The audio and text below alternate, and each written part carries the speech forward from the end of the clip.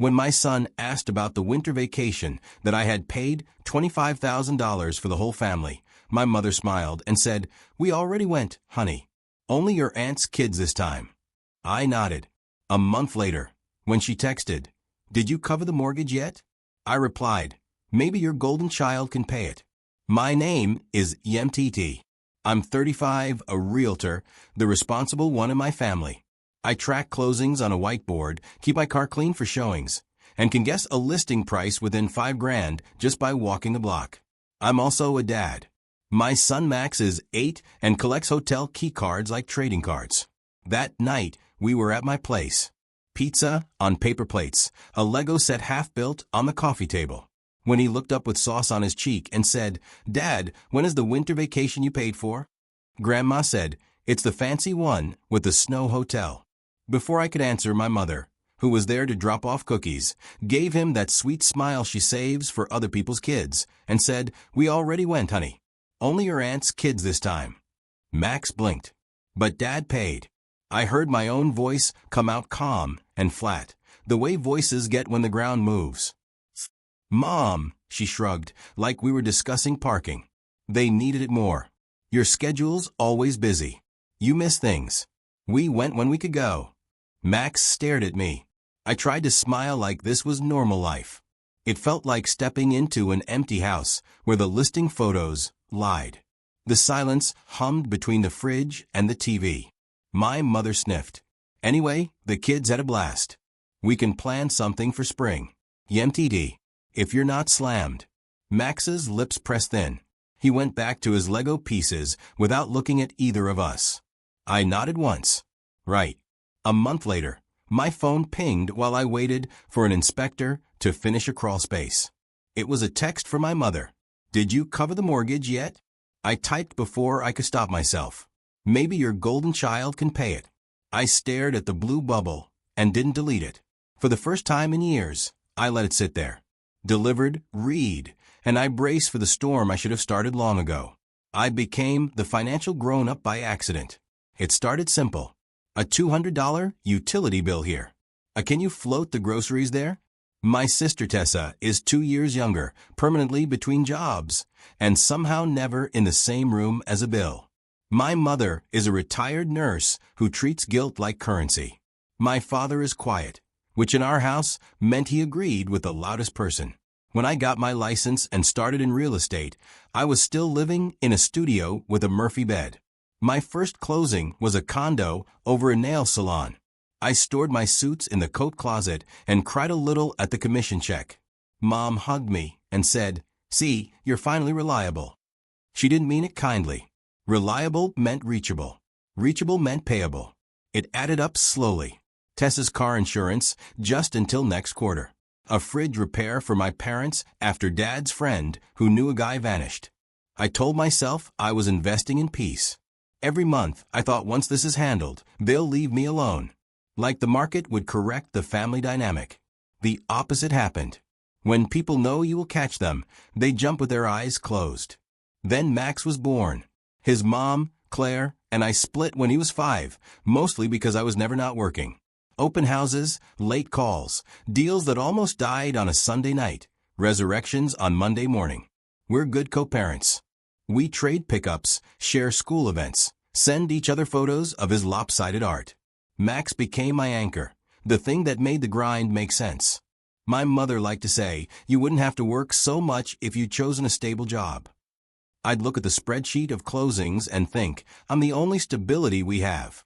2 summers ago, the asks turned into expectations.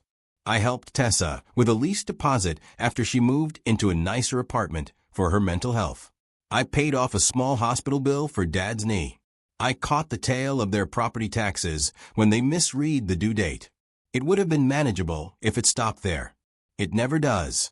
The winter trip was my idea originally. After a decent year, 3 mid-range houses, and a lucky dual agency condo. I wanted to do something for Max, and to prove to myself I wasn't just a bank account. A snow hotel in Colorado. Sleigh ride, snow tubing, those hot chocolate towers Max watched on YouTube. I priced it, gulped, and still clicked book. Tickets for me, Max, Mom, Dad, Tessa, and Tessa's twins. 6 nights, ski lessons, a suite with a view, so ridiculous it felt fake. $25,000 taxes and fees included. I paid the deposit in October, the rest in November. I screenshotted the confirmation and dropped it in the family chat with a stupid grinning emoji. Mom responded with 3 thumbs up and we'll see. I should have known. December turned into a mess of reschedules. Dad's PT moved. The twins have a play. Tessa's boyfriend's cousin is visiting. Every delay clipped another day off the window we had. I tried to rebook flights, shifted dates, paid change fees that made my stomach flip. Then one Tuesday, Mom said, "We'll just go without you and Max for now and do a second round later." Like it was a ride in shifts, like my son and I were extra baggage. I didn't even know they left until Tessa posted a boomerang of the twins falling into snow with the caption, "Andy Trip." The hotel chandelier I had stared at online sparkled behind them. I sat in my car outside a showing and watched story after story. Dad smiling on a sleigh. Mom in a white robe, Tessa's kids with chocolate mustaches. I called. No one picked up. Later, Mom texted, "You're overreacting." We had to use the dates before they expired. When they got back, she gave me fridge magnets shaped like skis and said the boys were heavenly. You know, Max can be a lot. She always did that. Press a bruise and call it help. I told myself to swallow it, to focus on Max. We built a snow fort from gas station ice bags and called it our hotel. He thought it was hilarious. I sat in the little blue light and decided I was done paying for people who thought my son was an optional extra. Then came the mortgage text. I'd been covering the difference on their house for over a year. They were short $400 here, $800 there. Mom called it family synergy, which is how people rename debt when they want someone else to hold it. But the winter trip changed the math. They didn't just use my money. They used it to exclude my kid. That wasn't synergy. That was theft dressed as tradition. When I sent the golden child text, Mom called within 10 seconds. "Excuse me," she said. "What's that supposed to mean?" "It means," I said, "ask Tessa. She's struggling." Mom hissed. "She's a mother." "So, am I said. "Just to a smaller person." Dad texted. "Let's talk later." He always texted that when he meant, "Let your mother win." That week, Tessa wrote in the family chat, "Wow, Amit, do you want a medal? Maybe learn to share." I didn't respond. I pulled bank PDFs.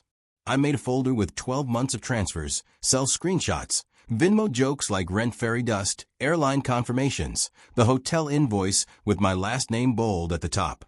I added the property tax stubs, the plumber's invoice I paid when Dad clogged the downstairs toilet with paper towels and pride. I wasn't sure what I'd do with it yet, but the file looked like a person. Finally getting ready. It happened at my parents' place on a Sunday. We still did dinners every couple of weeks because Max loves his grandparents, and I didn't want him to keep losing pieces of family. I told myself I'd go drop Max and keep it civil. Mom greeted us with "Take your shoes off." The carpet was just cleaned the way she always did. Tessa was already at the table scrolling. The twins tore around the kitchen island. Dad stood at the stove stirring sauce that came from a jar. We sat. Mom poured wine for herself and water for me. She always did that too. 20 minutes in, after the twins had declared the garlic bread mid, and Max had tried to trade peas for a bread end. Mom set her glass down with a soft clink and said, "So, emit about the mortgage. I told the bank you'd send something tomorrow." Tessa didn't look up. "Yeah, and Venmo me for the girls' gymnastics. You said you'd help with activities instead of cash." My chest went warm, like anger turns your blood into tea. "I didn't say that." Mom flashed the smile she uses on receptionists. "You implied it. Anyway, we can't have late fees. Be a dear." I pulled my phone out, not to pay, to air up. I sent the folder to everyone at the table. Their phones chimed. The twins yelled, "Memes." I said, "Open it." Tessa groaned. "You're so dramatic." Mom side tapped. The screen lit. Her face blue. Line after line of my name, my bank, my notes, dad's knee, MRI, $620, property tax, October, $1,143, plumber, $289, Colorado total, $1.25, 41.73. Tessa's mouth twisted. You keep receipts like you're a landlord. I'm a realtor, I said. I keep records, Dad scrolled, then put his phone down like it was hot. We don't need to do this at dinner. We do, I said. My voice was even. I had rehearsed in my head for weeks. Here are the facts.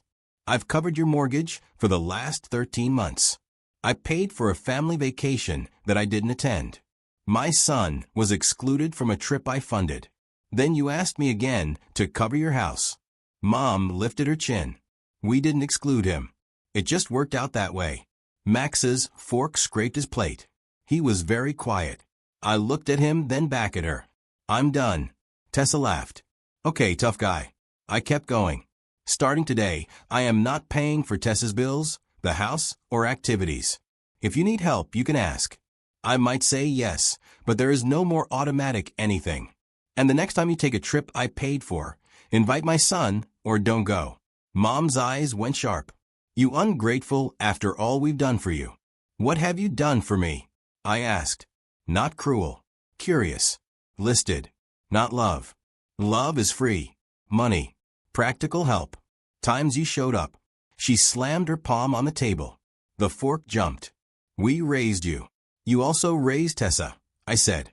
Somehow, I became the parent. Tessa crossed her arms. You're punishing me for not being you. I'm setting boundaries because you're using me. I said.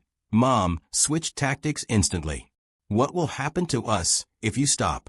Do you want us to lose the house? Do you want your father's health to suffer? Do you want your nephew and niece to quit sports? The triple shot. Fear, guilt, responsibility. I breathed in slow. You are adults. You will figure it out. And if you can't, we'll make a plan together. But it won't be funded by ambush. Dad finally spoke in a low voice. Yemtt, don't talk to your mother like that. I turned to him. Say something to protect me. Then silence. Clock tick. Sauce bubbled. Max cleared his throat. Tiny brave. Grandma. I wanted to ride the sleigh. Mom's face flickered. Just a second. Then it moved. We'll do something local. She said cheaper. I stood. Dinner was nice. We're going. I picked up our coats. Max stood too, looking at me like he was measuring how safe the floor was. Tessa scoffed. So that's it. You play accountant and storm out. I looked at her. Pay your own rent this month. Then to Mom and tell the bank you were wrong. Mom's last line thrown like a plate.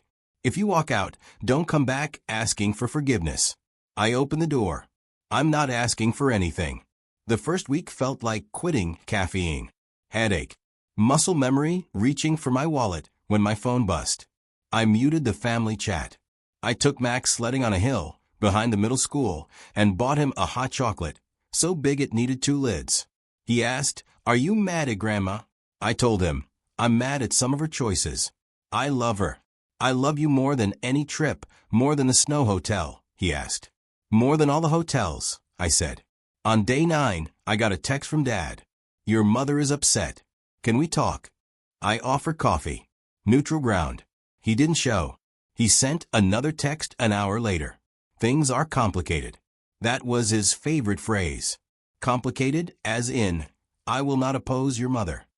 Tessa went loud on social. A screenshot made its way to me. Some people love money more than family.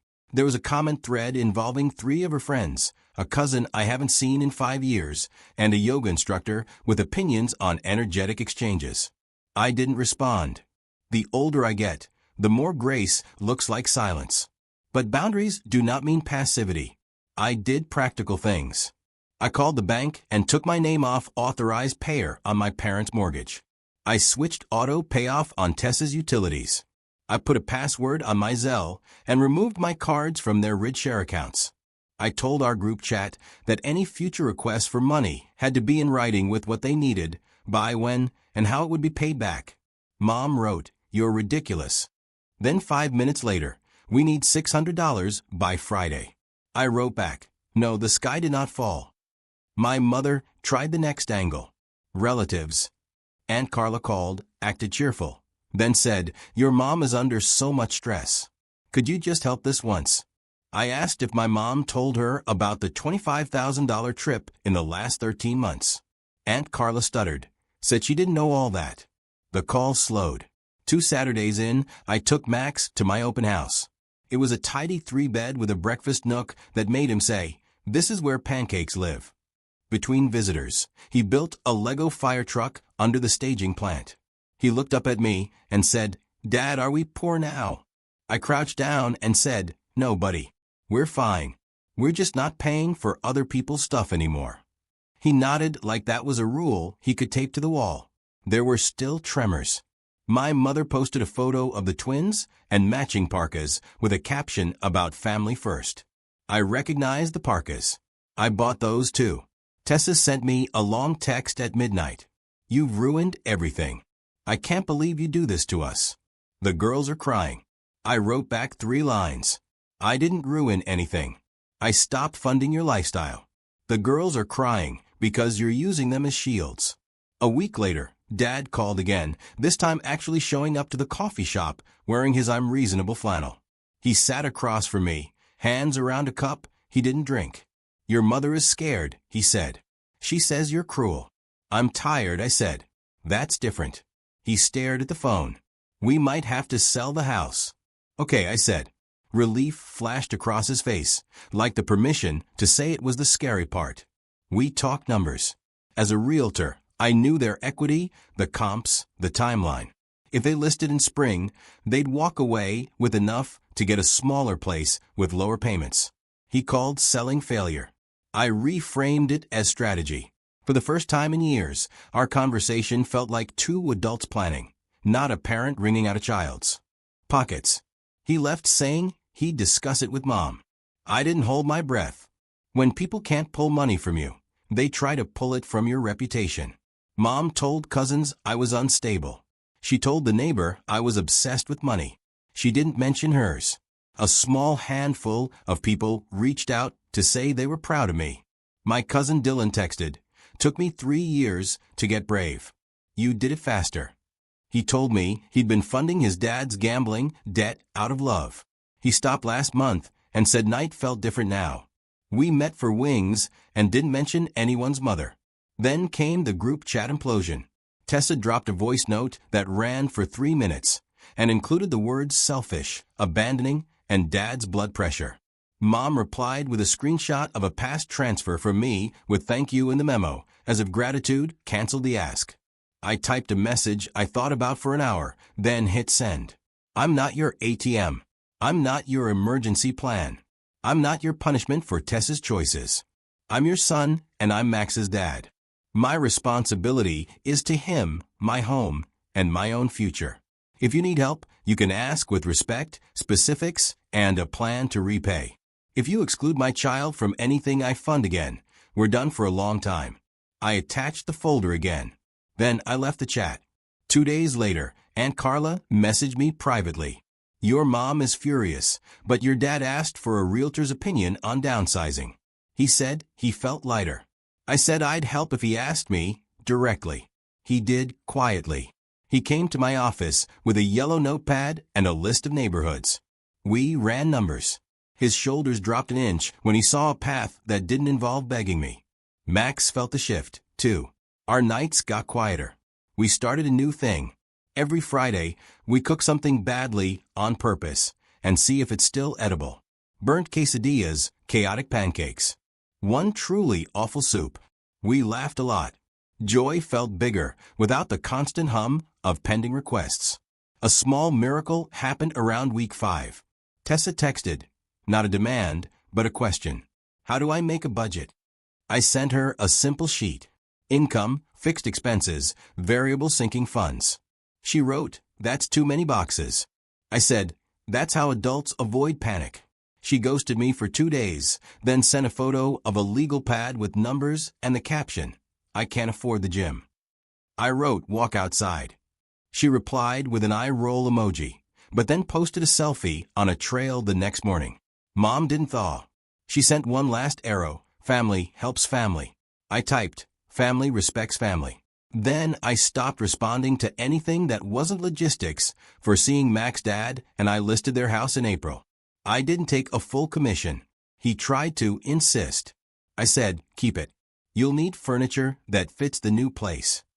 We held an open house where a young couple fell in love with a too-big living room and the ridiculous entry chandelier mom had bullied dad into buying in 2009.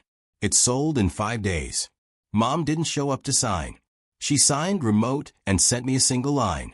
You've destroyed my home. I watched Dad walk through the empty rooms one last time. He touched the doorway, where our heights were marked in pencil. He said, it was never the house. I said, I know. We moved them into a smaller ranch near the park. No stairs for his knee, lower utilities, no chandelier. Mom sulked for 2 weeks, then rearranged the living room twice and pretended she meant to all along. I took Max on a spring trip with just us.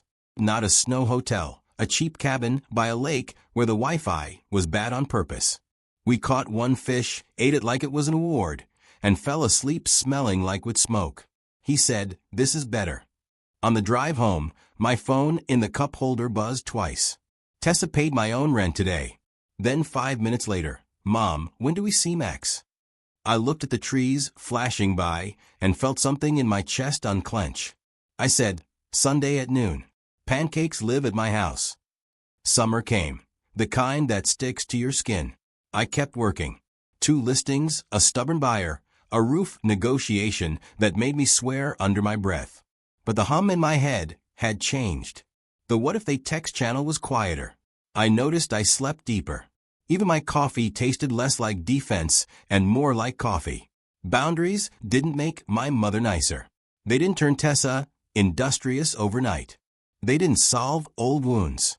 What they did was stop the bleeding. They gave me enough breathing room to be a dad without a calculator always open behind my eyes. One afternoon, Max and I were at the park by my parents' new place. Mom arrived with a Tupperware of brownies and a look that said she was trying. She sat beside me on the bench and watched Max and the twins build a lopsided sandcastle. She cleared her throat. I shouldn't have said that thing about him being a lot. She said it like the words had to fight their way out. I kept my tone even. He heard you. I know. Her voice dropped. I was angry about the house. About getting older, about I don't know. She waved a hand. You've always been so capable. I thought you'd just keep stepping in. She looked at me then. Really looked. I didn't realize I was stepping on you. It wasn't an apology the way I'd fantasized. No dramatic confession. No handwritten letter with underlines. But it was something human. I nodded. I won't keep stepping in. Not like that. She swallowed. I get it. A beat. Can I still ask for help sometimes? You can ask, I said. And I can say yes or no. The sun slid a little lower. Max shouted my name like it was a joke. The twins tried to bury his foot, and he let them. Normal, priceless noise. That night after drop-off, I reopened the Colorado folder for the last time. I scrolled the receipts with outrage. They were just pixels now, evidence of who I was and who I'm not anymore. I dragged the folder into archive. I kept one thing, a photo of the cabin by the lake with Max's tiny grin in the corner. I printed it and stuck it to the fridge with the scheme magnet Mom gave me. It looked different next to something I chose for myself. People talk about revenge, about winning. This wasn't that. There was no moment where I made a speech and everyone clapped. There was only the quiet work of saying no again and again until no made space for yes to the right things. A week later, my phone buzzed. Mom, do you want to bring Max by for popsicles? We got the kind with the joke sticks. Tessa sent a photo of a budget on her fridge with 3 check marks and the caption, "Don't make fun of me." Dad texted me a link to a lawn mower he found on sale and asked if it was a decent brand. I answered each message in turn. Popsicles? Yes. Budget? Proud of you. Mower? Reliable enough. On a slow Sunday, Max asked about Christmas. Are we going with Grandma and the twins this time? He said, cautious. I said, we're going wherever we want. And if we go with them, it'll be because they invited us, not because we paid. He nodded. Good. He dug around in the drawer and pulled out the magnet. He stuck it lower at his height. This can be our reminder, he said. What's the reminder? I asked. He grinned. The way kids grin when they've decided something big with small words. We pay for us. I laughed, pulled him close, and felt that click inside. The sound of a door closing properly for the first time in years. No anger left, no bargaining, just a line on the floor, and both feet finally on my side of it. If there's a moral, it's this. Generosity without boundaries is self-harm dressed as virtue. Family doesn't get to weaponize love to access your wallet. No, it's not betrayal. It's building a life where the people you're responsible for, your kid, your home, your own tired heart, are safe. My mother texted last night, proud of you for selling the house so fast, even if I hated it. I wrote back, proud of me too. It wasn't snark. It was the truth. And when she added, do you need anything? I smiled at the new shape of that question and typed, no, I'm